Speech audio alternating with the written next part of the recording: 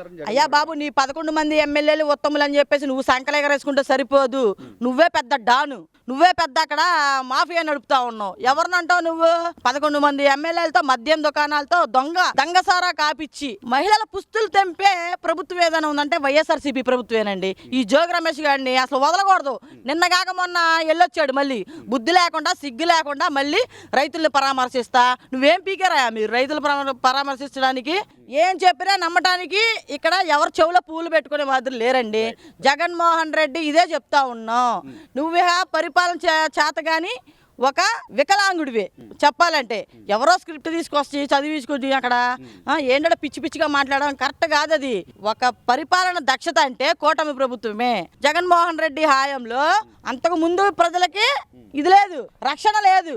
ఇప్పుడు కూడా నేనేదో చేస్తానని చెప్పేసి ఒక పక్కన గాడిదలు మనం చూసాం. జంతువులు కూడా అడ్డగోలుగా చంపేస్తా ఉన్నాడు. ప్రజలు చచ్చిపోతా ఉన్నారు, జంతువుల్ని చంపేస్తా ఉన్నారు.